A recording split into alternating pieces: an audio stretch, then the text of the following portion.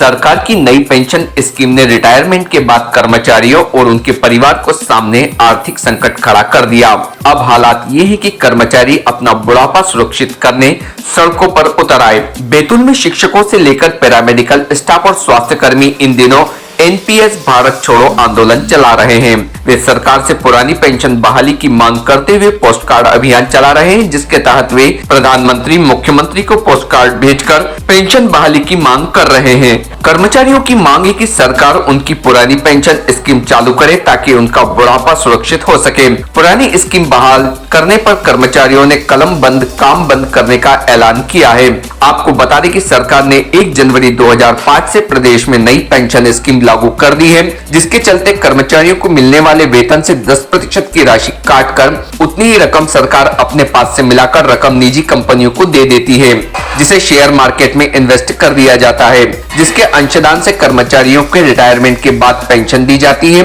यह रकम इतनी कम होती है कि रिटायर कर्मचारियों का परिवार चलाना मुश्किल है। हाल ही में रिटायर हुए इन कर्मचारियों को महज 500 से 1,500 रुपए मासिक की पेंशन मिल रही है।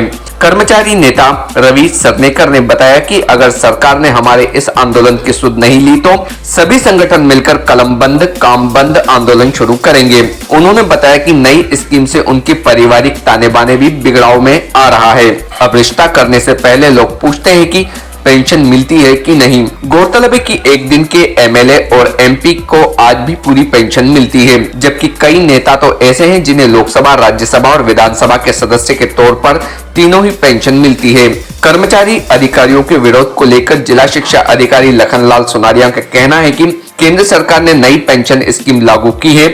2005 के बाद जो भी अधिकारी कर्मचारी की पदस्थापना होगी, उन्हें नई पेंशन स्कीम के हिसाब से पेंशन मिलेगी। कर्मचारी के वेतन से जो पैसा कटेगा, उतना पैसा सरकार मिलाकर उसे इस स्कीम में लगाकर पेंशन देगी। इसको लेकर कर्मचारियों के ज्ञापन आए, उन्हें हम सरकार के पास भेज रहे हैं। Team Bharti news.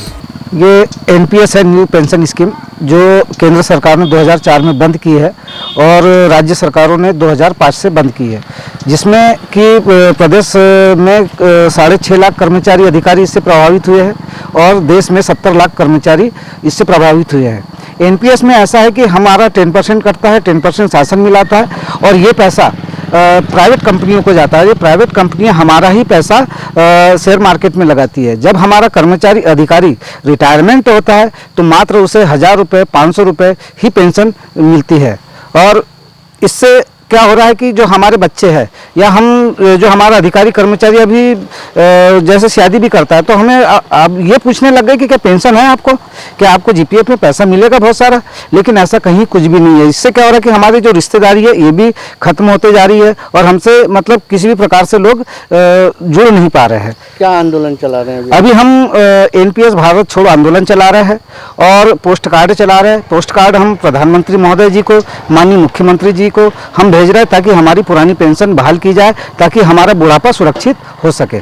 हमारे ऐसे कई कर्मचारी अधिकारी अभी रिटायरमेंट हुए हैं, मात्र उन्हें 500 रुपये, 600 रुपये पेंशन मिल रही है। मेरे पास कई फ़ोन आते हैं कि सर हम रिटायरमेंट हो रहे हैं, 500-600 में हम हमारा परिवार कैसे चलाएंगे, हम हमारा बुढ़ापा कैसे सुरक्षित करेंगे, क्योंकि पेंशन रहती है तो परिवार में बच्चे भी साथ देते हैं और सभी लोग साथ देते हैं। जब पेंशन ही नहीं रहेगी तो हमें कौन साथ देगा।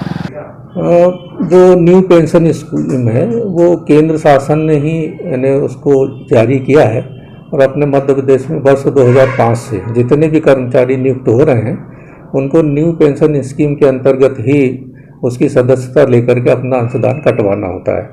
तो जितना परसेंट कर्मचारी का होता है उतने ही राज्य शासन उतना अंशदान मिला करके उसको एनएसडीएल में जमा करवाती है।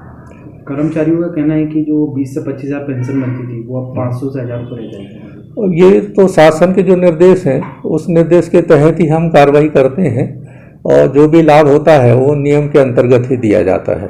और न्यू पेंशन स्कीम का वो जो है जिस हिसाब से विरोध कर रहे हैं तो उनके ज्ञापन हमारे पास आ रहे हैं, तो हम उनके इकट्ठे करके ज्ञापन, चूँकि नीतिगत निर्णय है ये शासन का, तो हम उनके ज्ञापन को लेकर के हम जो है संबंधित वरिष्ठ कार्यालय में भिजवा देते हैं ताकि वो अपने स्तर पे उसका निराकरण करें।